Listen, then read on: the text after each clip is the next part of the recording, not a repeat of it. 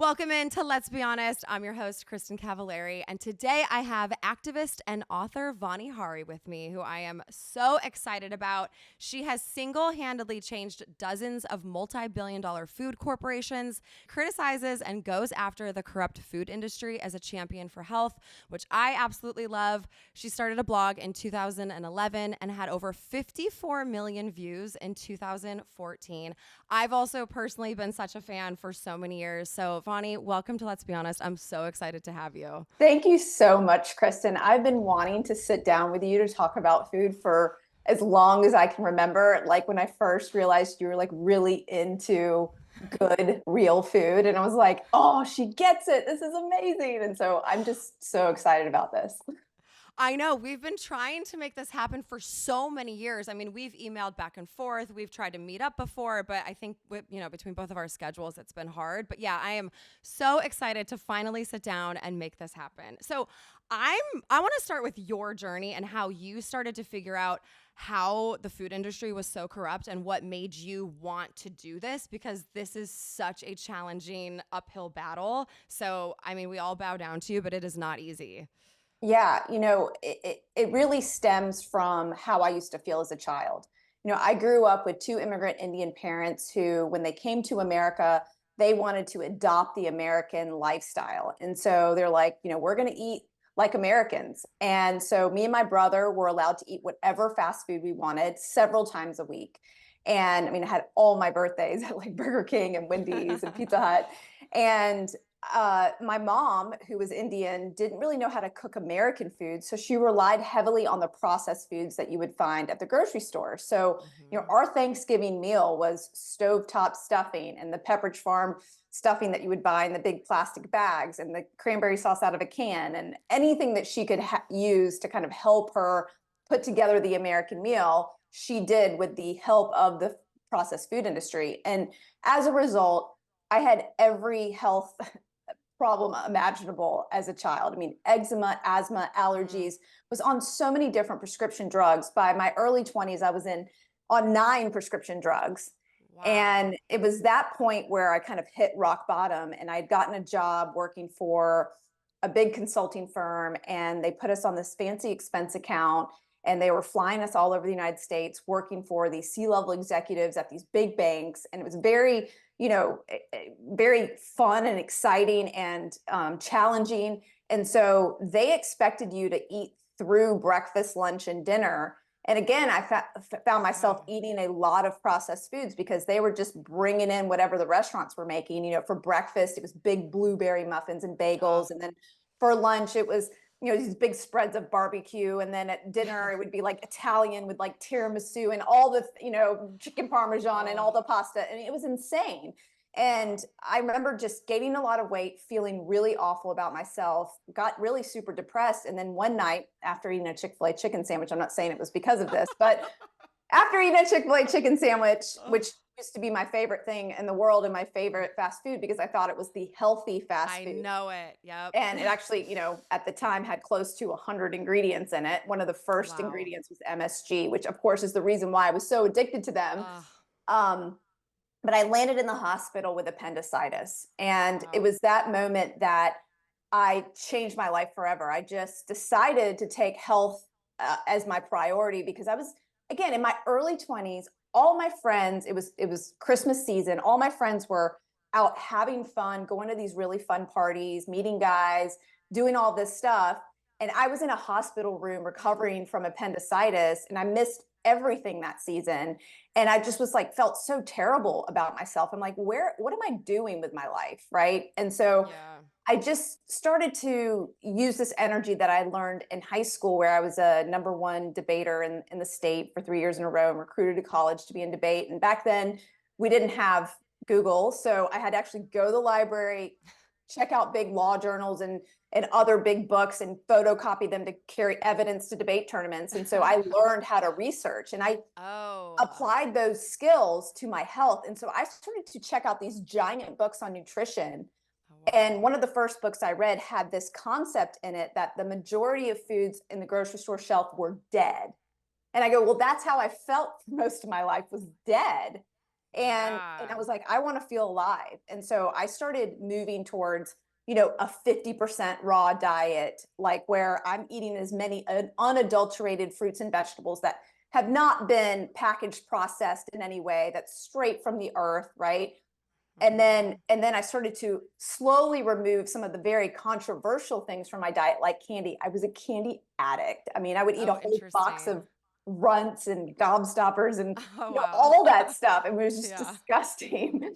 and and but it was really inflammatory too. I mean, you could see when you look at old pictures of myself, I mean, you could see it all over my face. I was just like so inflamed. And as soon as I eliminated these chemicals from my diet and started to eat real food, my whole body changed. And everybody around me was like, you know, hey, what are you doing? You look totally different. We want a little piece of what you're doing. Yeah. And that's when Food Babe was started. And again, I was still working in the corporate world, working for this really demanding job, traveling all over the country. Now, bringing my own food with me when I travel and figuring out how to order at restaurants and ask them certain questions about what's in a certain food and how they're preparing it and what cooking oils they're using and all of that. And so then I started to share that information on Food Babe. And, you know, my mom and my couple friends and a couple people at work were reading it. And then eventually I started to share ways that I felt I had been duped by the food industry. And one of those first articles was actually on Chick-fil-A. And it went so viral that it was about the 100 ingredients in a Chick-fil-A chicken sandwich. It went so viral that Chick-fil-A contacted me and invited me to their headquarters to consult on changes. Oh, wow. And yes. And shortly, you know, I found myself at work, like all of a sudden very excited about changing the food industry and helping these corporations who were responding to my writings to help them be better. And, you know, several different companies around that time were reaching out, like Chipotle. You know, I called out Chipotle before they were non-GMO and really kind of a cleaner fast food.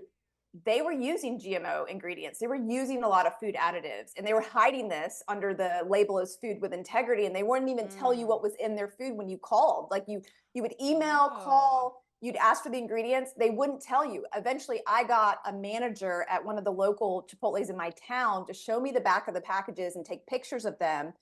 And that was the way we got the information out, to the point where someone started a petition on my behalf, and then Chipotle had to do something about it. Wow, that's incredible. So, I know it was such a surreal time, because it was at the kind of the start of the power of social media and making your voice heard and using it for good. And I had never been on social media before that. So I'd never used it for like a personal reason. I was always using it to like spread ideas. And so it was like this beautiful community started to be formed, who I called the Food Babe Army, because they were not only they not only care about what they eat like us, right? But they were willing to like call companies, sign petitions, hold these companies accountable. And it was just this beautiful thing. And that's one of the reasons why Chick-fil-A invited me to their headquarters. They saw the powerful army behind the Food Babe name and everything that I had built. And so when I went to that meeting and I took off work to go to that meeting, they actually picked me up in a car wrapped with a cow print. It was insane. and pulling out all the stops for you. They really were. And like you go into their office and it's like a museum, and they have like the Batmobile there. Like apparently the founder was really into like Batman, and just strange things happening in that place. But they were the nicest people, I'll have to tell you. And it was the smartest thing that they did, because I realized the people behind these companies, there are a lot of really nice people. But they're unfortunately driven by profit. Right. And it's so sad, because it's one of the reasons why I started Truvani, my brand that I sell protein powder and bars and other things, which I just want to thank you, Kristin, because you were one of our first customers. I remember sending you the product. I don't know if you found it on your own or if I sent it to you first, but like you were like OG user of Truvani, and now we're the #1 plant-based protein powder in my God stores. Like, that's incredible. Well, I mean, it's really good too. And I think because your name is so trusted, you know, people obviously love it because they can count on you for a really good, clean product. So, I mean, between those two things, I'm not surprised it's doing so well. I think that's incredible. Thank you. I mean, it's just a huge, like, I can't even believe like we're number one. Like, that's just so beyond my whole comprehension, but you were there at the Amazing. start. So I just want to thank you for that. Cause Oh, well, that's sweet. I just remember this article. I think it was like in Glamour or Vogue or something. And they're like, Kristin Cavallari's favorite marine collagen. And I was like, oh my gosh, you know? It is. It's so good. Yeah, I love that. Oh, well, that's very cool. Thank you. Yeah. Yeah. So, Yeah. but anyway, so yeah, they're driven by profit and and because kind of this, that day at Chick-fil-A was a very meaningful day because they made some meaningful changes after that meeting, even though lately they've gone back on some of those promises, which is really I sad. know. Like they went antibiotic free and now they're going Mhm. back to antibiotics, and it's really unfortunate. And I mean, literally have like 10 podcasts just about that topic alone. Yeah. But shortly after that meeting, I ended up quitting my job because I realized that I could make a better impact in changing the food industry. And I was making no money doing Food Babe. So when I quit my job, it was cold turkey. I was scared to death. I did not tell my Yeah. parents for several months Oh, because wow. I was worried that they were going to be like, you don't have health insurance. Where's your 401k? Yeah. Like, what's going on? Right. What was this the education we paid Yeah, for? yeah, Right. Like exactly. Yeah. all the things. Right. And so I was really nervous about it. But I think when eventually it came clear that I was no longer working at the bank was when I was flown to like be on Dr. Oz to take on Kraft. And Kraft was Ah, actually serving Americans one version of mac and cheese that had artificial food dyes here in the United States, but took out those artificial food dyes for citizens overseas because mhm. Europe requires a warning label that says may cause adverse effects on activity and attention in children. And they didn't want the warning label on their product, so they figured out how to reformulate their product without the controversial dyes that affect children's brains in their bodies. And so I felt like that unethical hypocrisy had to change. And so Yeah. I started a petition. It got over 380,000 signatures. I stormed the Kraft headquarters, was on Dr. Oz at the time, was really popular, and like CNN and all the big TV news stations, Good Morning America, etc. And eventually Kraft made the decision to remove the dyes by the end of that year when, because of the campaign, we had shifted so much market share to their competitor Annie's, who ended up getting bought Oh, that yeah. fall or that summer. I can't remember exactly the right date, but like for like $800 million or something ridiculous by General Mills. So their competitor bought their mac and cheese, and so they were very upset, and they had to make a change in order to compete. And it was one of their Right. flagship products. So this is something, this disparity between US products and other products that are being sold overseas by the same US companies has been Mhm. something that's been an ongoing fight with me. I've taken on Subway, I've taken on Mhm. Starbucks for this. I've also, taken on the beer companies too for not releasing the ingredients in beer. I mean, it was Yes. the one thing in my fridge. Like my husband at the time loved Newcastle, and this is so long ago because now there's so many amazing craft beers, right? But like Newcastle was like the thing, right? This is like Yep. 10 years ago. So I'd open my fridge and I was like, okay, I know all the ingredients in my fridge except this Newcastle. Like, how can we know more about what's in Windex and Coca-Cola than we do beer? Right. Like, this Yeah. is crazy, Yeah. right? And so it's like one of the most popular Oh, drinks yeah. in the world, right? Yep. And so that really bothered me that we didn't have any transparency. And then, of course, everything I'd learned about the food industry and how corrupt it had been, and how there's over 10,000 chemicals allowed in our food system. Many of those chemicals have not even been reviewed by the FDA themselves, only the companies that have created them. And knowing all that, I knew that they were doing stuff to beer to make it more addictive, just like they were doing Mhm. food. And I found out, Newcastle was adding caramel color level 4, which is Oh, considered an ammonia based yeah. caramel color that's linked to cancer and animal studies. They were adding natural flavors, other things. So this is something that I wanted to call out. Found out there was corn syrup in beer, right? In How Miller did you end Coors. up finding all of that out? Well, there was a book written in the 1970s that I happened to find at the library. Again, these like Wow, crazy thank skills God. that Yeah, paid I, off. so I mean, I don't even think it was like on Amazon or anywhere I could buy on the internet. Like I found this crazy book Wow. that was written by a nonprofit organization and it had the ingredients listed in there. And I'm like, I'm sure they haven't changed the Wow. formula. They're probably still using corn syrup. Oh yeah. And it was like 1979 or something. It was crazy the year I was born. So, so yeah, and I was able to confirm that they had corn syrup because I would just call and like, try to prod them and get certain lists of ingredients. And I spent a lot of time just like demanding that I know the truth about what I'm consuming Yeah.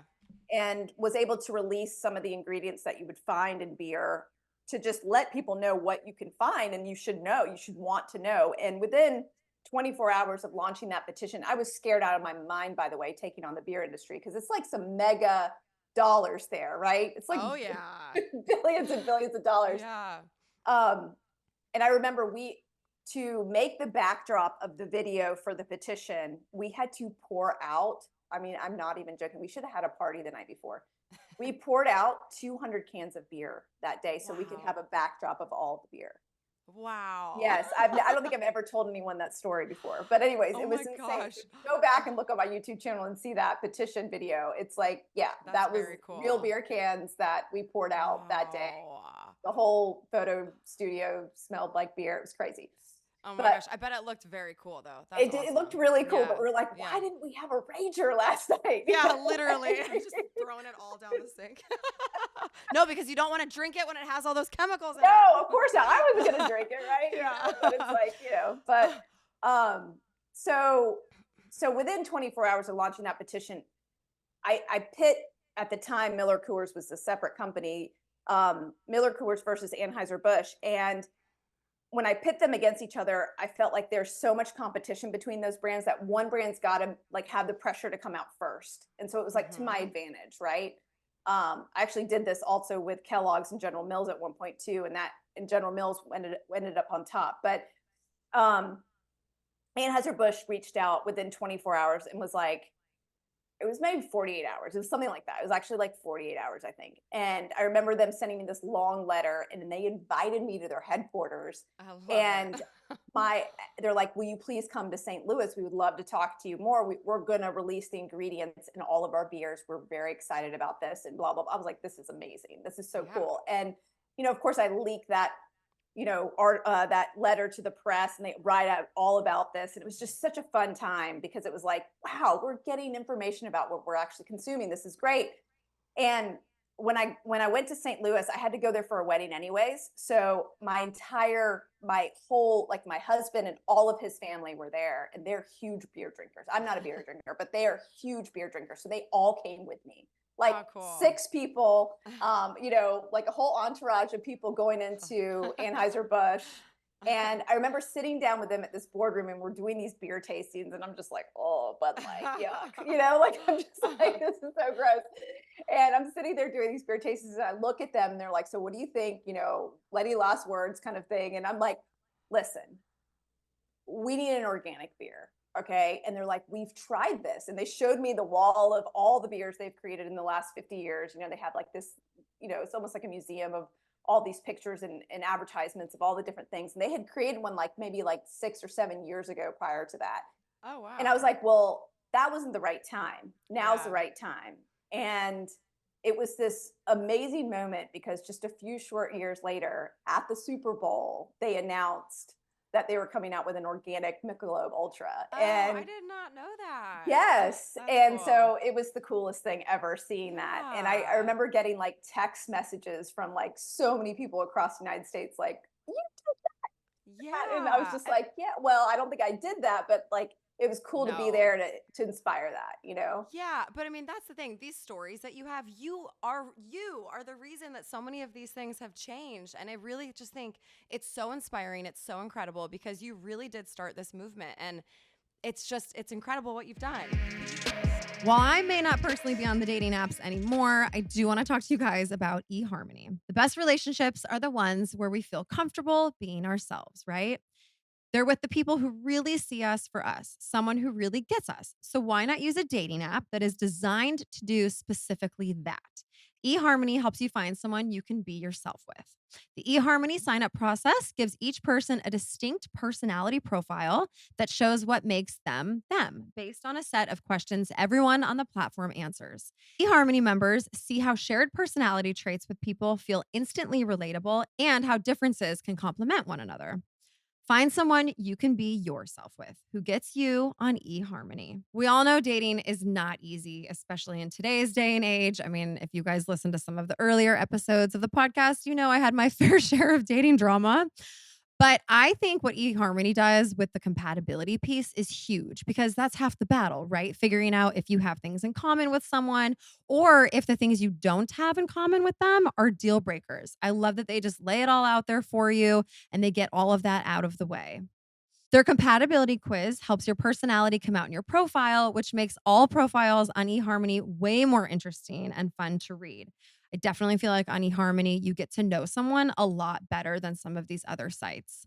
So, you guys give eHarmony a shot. Get started with their compatibility quiz so you can find someone you can be yourself with. Get who gets you on eHarmony. Sign up today.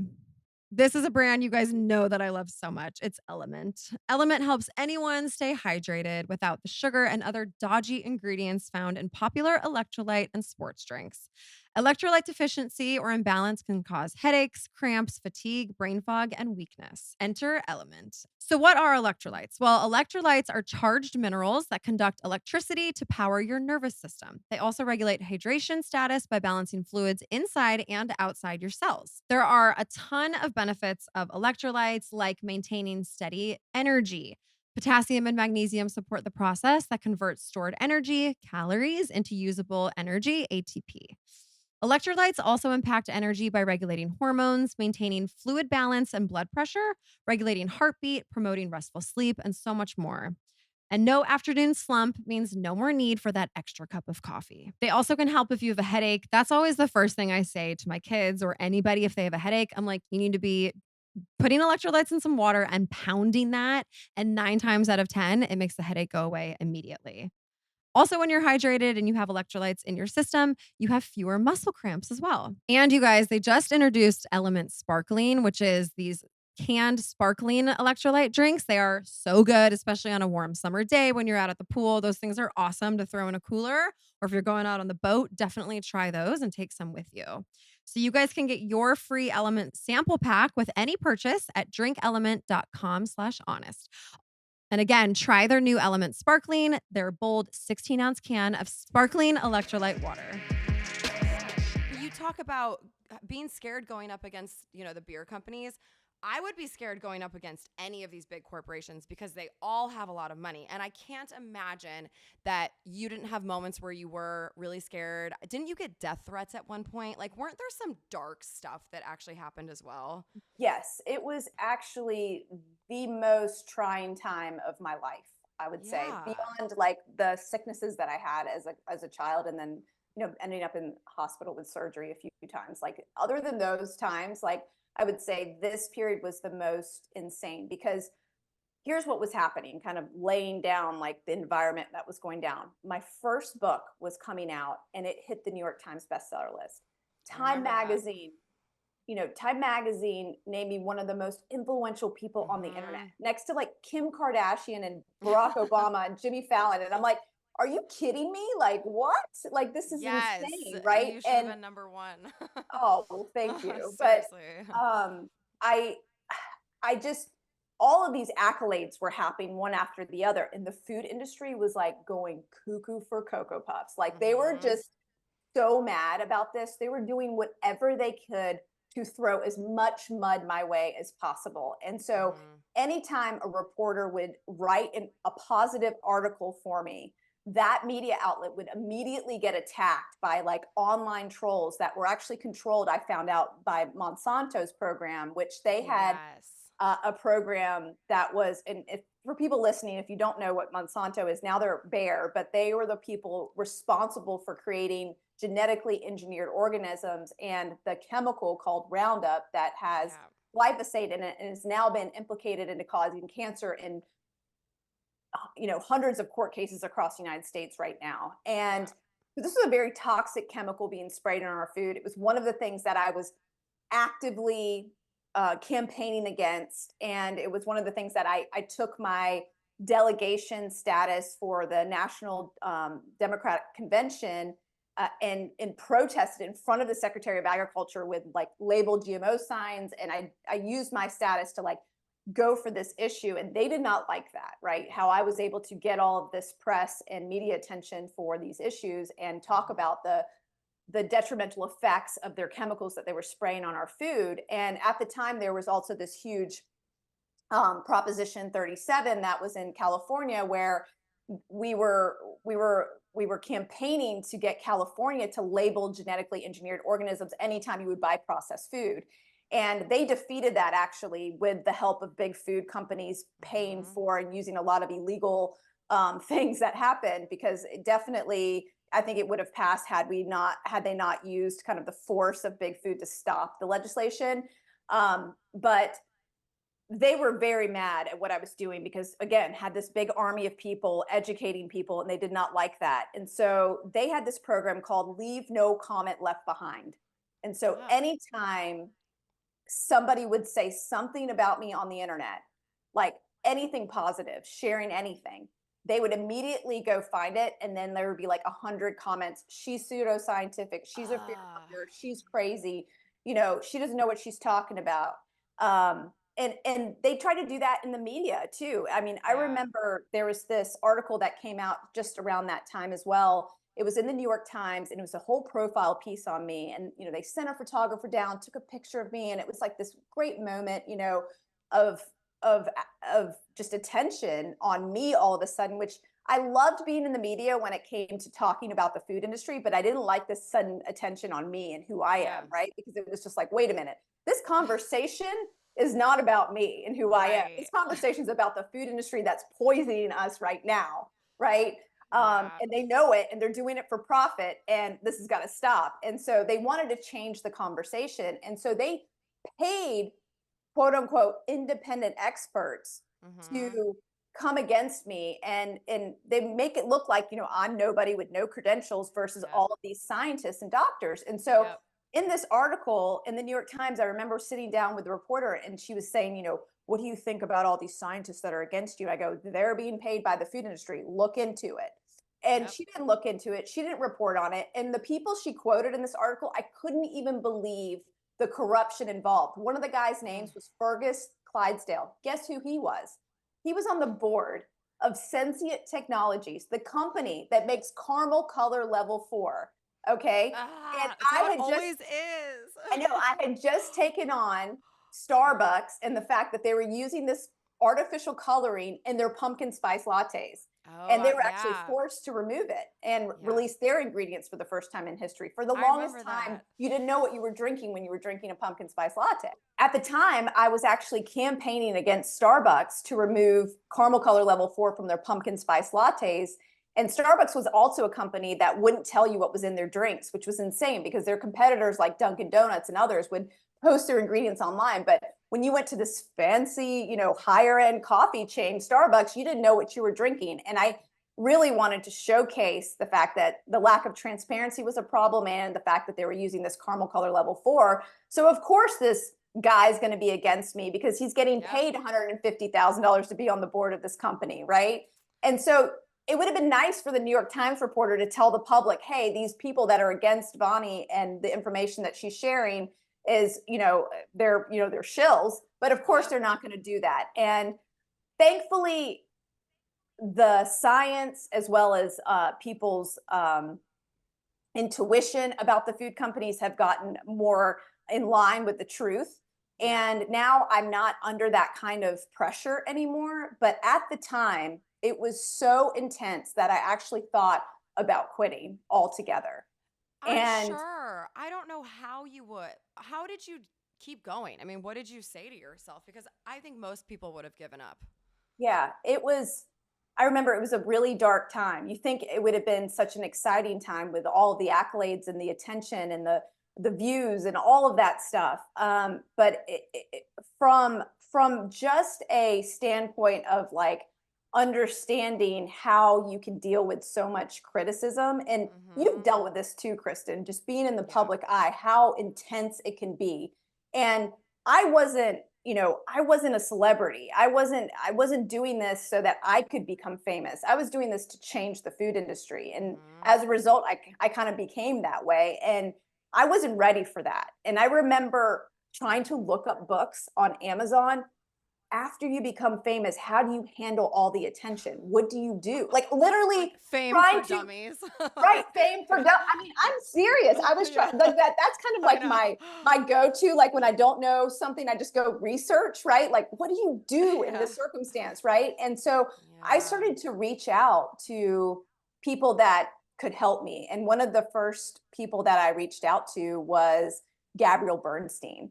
And she really just, I remember she did like a prayer with me like on the phone that day, and she just like sat down with me and she reminded me, and this was so powerful, that this work was bigger than me, that like this had nothing to do with me and it had everything to do with so many other people. And if I remembered that key point, that I could handle the brunt of what was coming at me. Yeah. Wow. And at that moment, along with a lot of other things like turning off Google alerts, at that, like I turned it off that day, and it's been over 10 years now.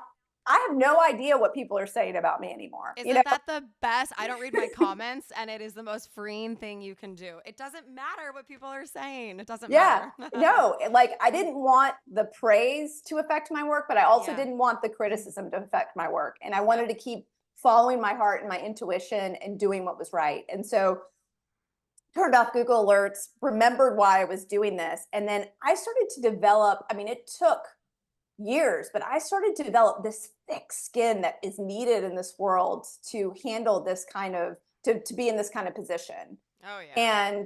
And now, after having two children, that definitely did soften me as an activist, if you will, because again, I was having death threats and people coming by my house and people going to my talks and heckling me and trying to, shut them down, and having, situations where I've had to have security with me and things like that, which has been insane.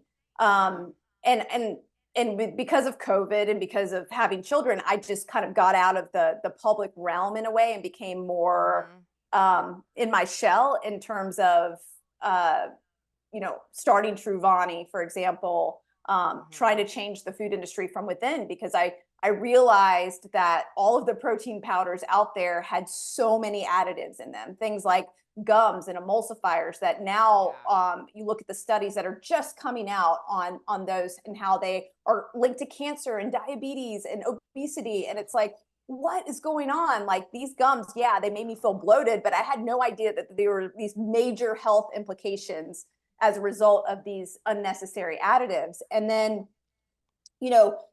getting into doing that really allowed me to take kind of a backseat to my activism in a way. But then as soon as my son started to get a little bit older, and he's 3 now, I'm finding the fight back in me. It's just, I'm ready to go. And it's for them, right? It's for them. And one of the biggest campaigns we have going on right now, and I have this amazing coalition that has been created, and is Kellogg's. Kellogg's is also serving US citizens one set of ingredients here in the United States and taking out those chemicals for citizens overseas. Like Fruit Loops here in the United States has artificial food dyes, but right across the border in Canada, they take them out, and they basically taste the same. And so it's so crazy that they won't remove these dyes. And the worst part about this situation is that they're a bunch of liars. In 2015, they vowed to remove the dyes because there was so much activity around companies doing this, and they felt like they needed to do this to compete. And then they said they would do it by 2018, and instead they actually started to create new cereals with artificial food dyes that were geared towards infants and toddlers, like Baby Shark and Peeps, to like celebrate Easter. And in Minecraft, and like all of these things to get like the kids of today hooked to it, because we don't, the kids of today don't know Toucan Sam, so they're trying to find other, more relatable cartoons to get them hooked. And they could have created these cereals without artificial dyes easily, Yep. but instead they decided to use them. And I felt like this hypocrisy, this unethical behavior had to stop.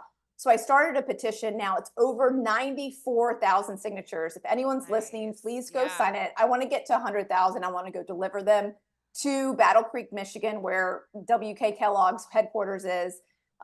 It's the URL is foodbabe.com/babyshark. Really easy to remember. And hopefully you can put it in your show notes maybe. But it would be so great to get as many signatures on that as possible. But to add to that, we've had another layer of pressure being added. We've got one of the most popular lawyers in the country, who's the lawyer for Elon Musk and Alec Baldwin and others, Alex Spiro, heading up a legal demand letter that has been written by Jason Karp, who started Hugh Kitchen and Hugh Chocolate, who I know you know.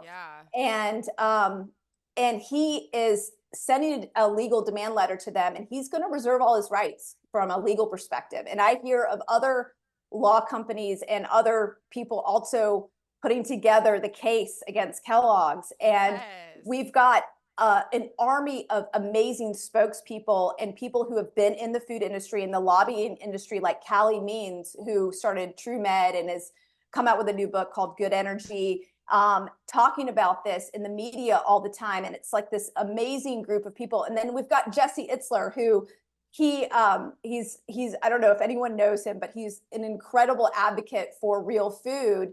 And he's the husband of Sarah Blakely, who started Spanx. And he also is an entrepreneur and runs all of these amazing competitions and running events and athletic events. And he demanded like that he speak to the CEO of Kellogg's, and he's like challenged them so many times, offered to give them hundreds of thousands of dollars to just sit down with them and talk. And it's we've got all of these people, from every angle going at Kellogg's right now. And I feel like we're on the brink. This last quarter, they went down 1.9% in revenue.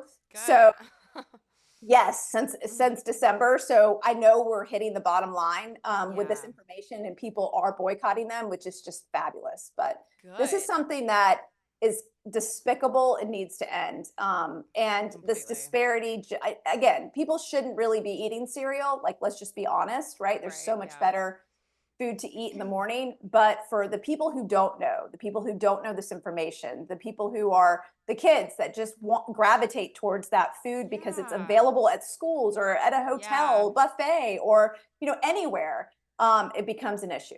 So exactly. Yeah, no, that infuriates me. Since you hit play on this podcast, thousands of photos have been posted on social media, capturing the moment, but not always living in them. A few hundred more now. Cotton is asking us to help my listeners take a pause, to tell stories instead of just watching them, and to make moments better by wearing a versatile, comfortable, and long-lasting fabric. A fabric you may be wearing or even laying on right now. Cotton is my go-to. There is nothing better than wearing cotton when you're lounging around the house. My favorite is a nice flowy cotton dress in the morning, having my morning coffee on my front porch. Cotton is natural and comes from the earth. Because it's natural, it does not contribute to microplastic pollution. Cotton is versatile, long-lasting, and timeless. Cotton is comfortable, breathable, and easy to clean, giving permission to be authentically you. I always try to look for 100% cotton, not only because it's natural, it's good on the skin, and I can just always count on it. Also for my kids as well. And even when they were little babies, 100% cotton was always really important to me. Cotton is asking all of us to recharge in our own way. This could mean putting down your phone or scrolling on it for hours. You do you. This makes me think of my alone time that I need for recharging my batteries. There is nothing better for me than being home, wearing something really comfortable, and just having a minute of peace and quiet for myself. That is when I am the happiest. So you guys, press pause with cotton, the natural choice. Discover the fabric of now at thefabricofourlives.com. Okay, here's a brand that I know we all know and definitely love, and that is Smart Water. I've been drinking Smart Water for years and years. I'll never forget when they first came out and they had some of the coolest campaigns. Do you guys remember the one with Jennifer Aniston? How could you forget that? I love Smart Water so much because the bottle is sleek. I love that it just fits so easily. And of course, your hand. It also fits in all of the cup holders in the cars. You can throw it in your purse, your backpack. It's become my favorite accessory. I'm not going to lie, just because I always have a water bottle with me. I'm kind of a freak about staying hydrated. And another thing that I love so much is that I always can count on finding Smart Water. You guys know I travel a lot. I've taken a couple road trips this summer. It's at every airport. It's at pretty much every single gas station, no matter where you are. And I like clean, healthy water. And so I just like knowing that I can count on them wherever I am. In a world filled with overthinking, they're providing a refreshing change of pace, a moment of clarity with a simple choice of hydrating with Smart Water. When it comes to living my life, there's a lot to overthink. Like right now, I've got moving on the top of my mind. I'm traveling a lot. There's just getting kids back in school already, which is crazy that I'm even thinking about it. But my kids go back August 5th, very early. So at least I don't have to overthink my water. Smart Water has that pure, crisp taste that we love. It's also obviously very hydrating. It's vapor distilled through a process inspired by the clouds. Who doesn't love that? And they have added electrolytes for taste. Life's full of choices, guys. Smart Water is a simple one. Visit drinksmartwater.com to learn more. Okay, guys, let's talk about Ritual. It seems like everyone is talking about the gut microbiome these days. I feel like that's the only thing I ever see on TikTok anymore. Maybe I'm on the health side of TikTok, but my friends have even been mentioning it. So it's definitely top of mind for a lot of people. Fact is, we're learning so much about how the gut microbiome is key to our mental health, immunity, and of course, digestion. If you're looking for digestive support, Ritual has got your back, or rather your biome, with Symbiotic Plus, a 3-in-1 supplement of clinically studied pre, pro, and postbiotics to support a balanced gut microbiome with daily use. I don't know if you guys have heard this before, but they really say that your gut is your second brain, which makes sense to me because I feel like when you do get your gut in check, everything else just sort of falls into place. I know I have more energy. My mental clarity is really on point. I just feel better. I'm no longer bloated. I've really actually taken the last year or so and gotten my gut in check. And I've noticed a huge difference. All skin stuff is related to gut. So it is really important that we focus on our gut and take care of it the same way we would any other part of our body. So that's why I absolutely love the Ritual Symbiotic Plus. I really have noticed a difference taking it. I also love that the products contain high quality, clean ingredients and that all of Ritual's products are vegan, GMO free, and they're tested for heavy metals and common allergens, which I think we're all learning now is also very important. Those heavy metals are in a lot of things. Ritual's Symbiotic Plus is designed with a delayed release capsule to help reach the colon, not the stomach, an ideal place for probiotics to survive and grow. So get your gut going. Support a balanced gut microbiome with Ritual's Symbiotic Plus. Get 25% off your first month at ritual.com/behonest. That's 25% off at ritual.com/behonest. Happy squatting. Out of everything that you've done, what are you most proud of? Oh, that's a good question. Probably my brother. So many things. Probably my brother. Yeah. Well, he's 7 years older and he doesn't like listening to his little sister, as most older siblings don't. Yeah. And for the longest time, he just ignored me and made fun of the fact of how I ate and why I ate this way. And eventually he started to adopt a lot of my principles and started eating a lot, consuming a lot of Truvani too. And he's just turned around his health. He looks so different than he did 10 years ago. And that is just, I would say, my biggest accomplishment because I tell you, family is really hard to change. Like my dad, for example, he is so metabolically sick. He has so many issues. And if he had just listened to me like a little bit, he could have probably reversed a lot of the situations that he's in. And he wouldn't because he's just, stubborn like dad, right? Set in their ways. Very set in his ways. And so just having my brother be able to follow through on some of the things that I talk about and seeing the results has just been, it just is my favorite thing. And he probably looks and feels the best he ever has too, I would imagine. He does. Yeah. I love that. So what is your food philosophy? How do you describe that? So I hate the word moderation. Mm-hmm. I really do. I hate that word because I don't think there's any reason to like have poison in moderation. Like there's no reason for me to go buy conventional ultra processed food and have it in my house. Yeah. Like there's just no reason to eat that. There's plenty of alternatives today that taste really great that you can have instead. And so like those swaps, like if you go to my Instagram page, I'm always sharing swaps because instead of goldfish, now you can have Simple Mills Pop'ems or whatever, right? Like you can have a different alternative that has real ingredients in it, not all the additives that are there to addict you to that food. You can actually stop after one serving, not eat the whole box. Right. And so I really think that in terms of my food philosophy is to eat as real as possible. So as many unprocessed foods as you possibly can fit in your body during a day. And then if you want a little bit of fun to eat foods that come out of a package, great. Your diet should allow that. If you're eating a lot of plants, fruits, vegetables, nuts, seeds, beans, meats, cheeses, and then you can have a little bit of the other stuff. Okay, yeah. See, that's you and I just try to choose organic, organic packaged goods. Yep. Okay. And then so for someone who is just starting on this journey, it's obviously so overwhelming. I mean, you and I both remember when we first started learning all of this information. It's a lot. So how would you recommend someone starts on this journey? Is it like, okay, pick 3 additives and just focus on those until they're second nature to you? Like stay away from colors, or like, what do you recommend for people? Yeah. So one of the things that I really like people to do is do this thing called the 3-Question Detox. And it's the end of my book, Feeding You Lies. And if you really want your head to be blown open with all of the crazy stuff that's happening behind the scenes in the food industry, that's the book you want to read, Feeding You Lies. But at the end, I share the simple 3-question detox. And it's number 1, you ask yourself every single time you sit down to eat, you ask yourself these 3 questions. Number 1, what are the ingredients?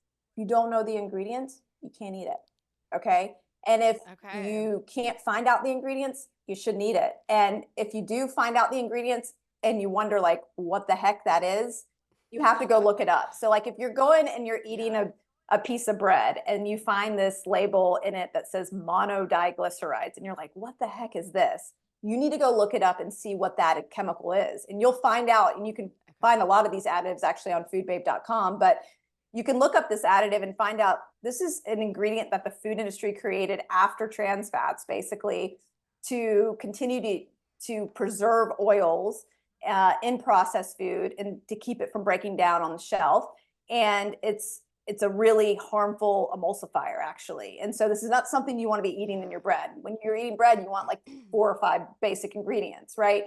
And so you'll start to recognize that, wait a minute, what are the ingredients that I'm eating really on a daily basis? Is it a slew of man-made laboratory chemicals that have been invented in the last 50 years that are there just to improve the bottom line of the food industry and not improve my health? Like, do I want to be part of that crazy experiment that humans are going through right now? Or do I want to eat real food? And so you start to recognize that when you just ask yourself that one simple question, then the next question is, are these ingredients nutritious? And when you think about monodiglycerides, the example I just gave, of course those ingredients aren't nutritious, right? But if your bread just was like wheat and salt and yeast, yeah, that's healthy, right? There's some health component to that. So you don't have to be a nutritionist to make that judgment, right? You can use your just intuition and your best common sense to do that. And the funny thing is that the people out there, the scientists and the chemists out there that are creating these chemicals, they want you to believe that you need that science, you need a doctor, you need an expert to tell you how to eat. But actually, you don't. You can use your own common sense. And actually, the only people that have made this confusing are the food scientists themselves. And then the third question that you ask yourself is, where do these ingredients come from? So in the case of monodiglycerides, it's coming from a chemical factory. Is that something you want to put in your body? And you can ask this question about meat, like, is this coming from a conventional farm where they're crowding their animals, giving them antibiotics and growth hormone and other drugs to keep them confined in this really disgusting environment? Or are you eating grass-fed meat that's, been raised on the pasture?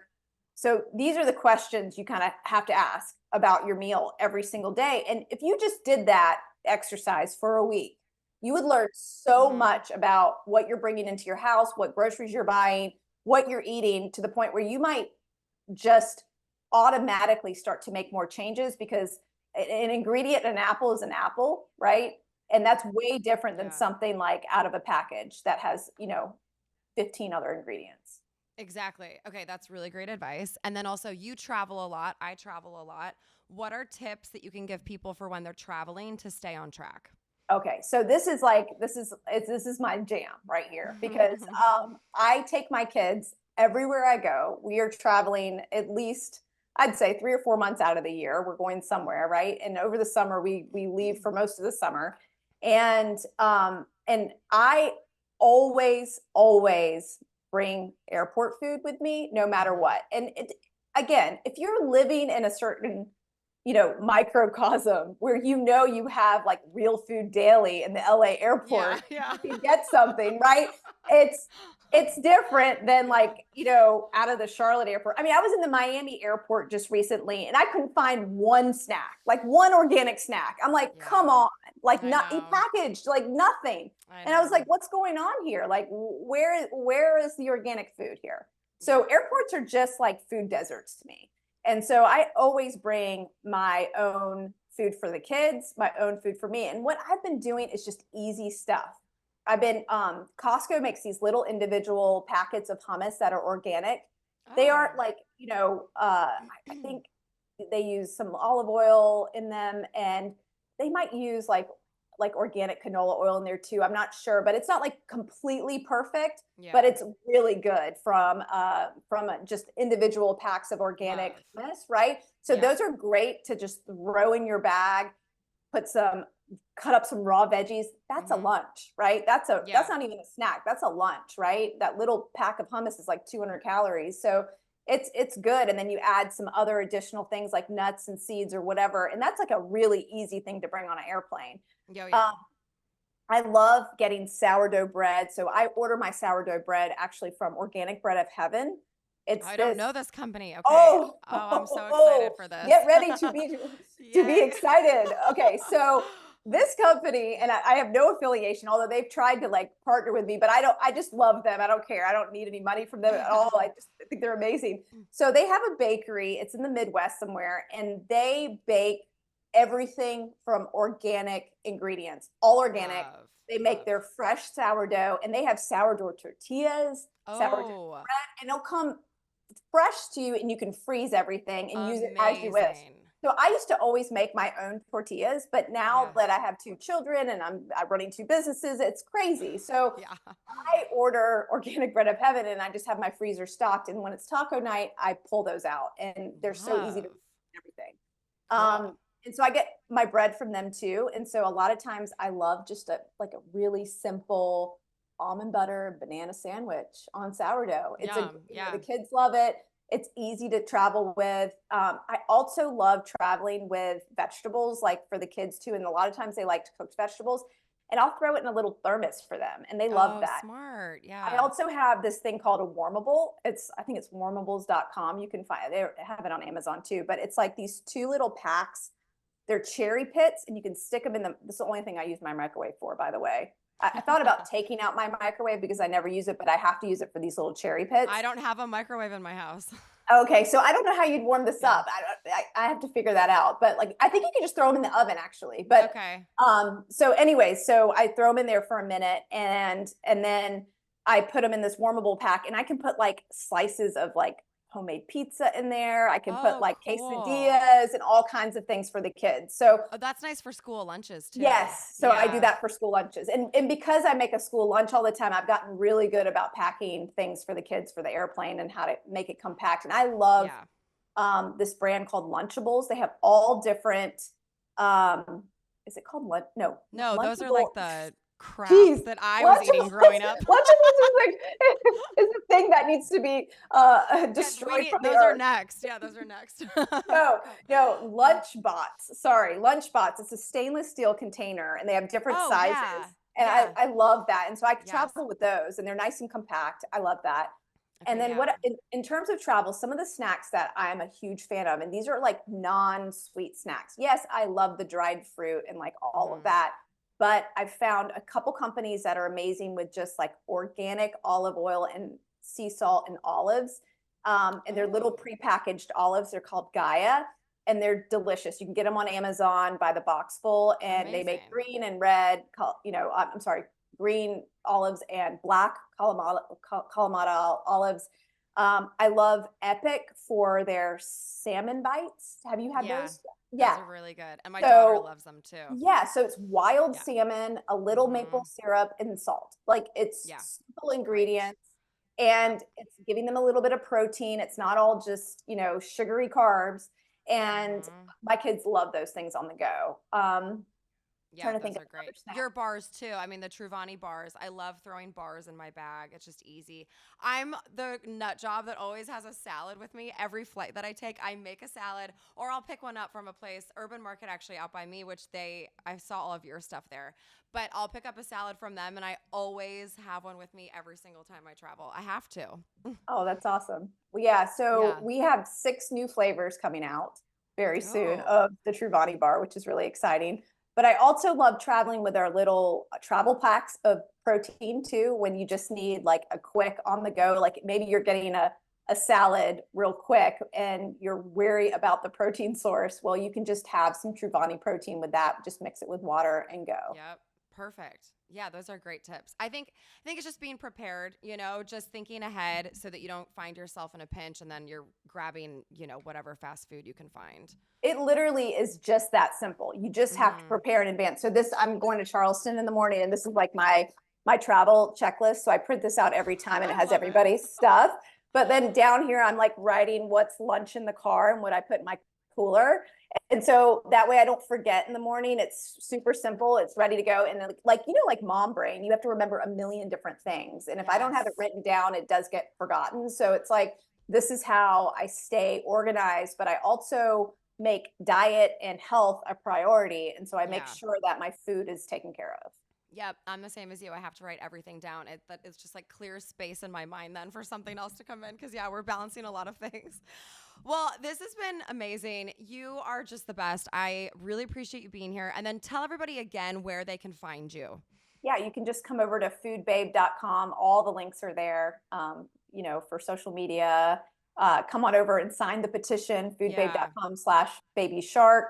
And everything's there. And you can also go to Truvani.com. Now, Truvani is sold Whole Foods, Sprouts, Natural Grocers, Fresh Time. It's at all the, we're launching, I'm just going to say it, we're launching in Walmart soon. Oh, wow. And it's really exciting. So we're really expanding. We're trying to get it everywhere people are.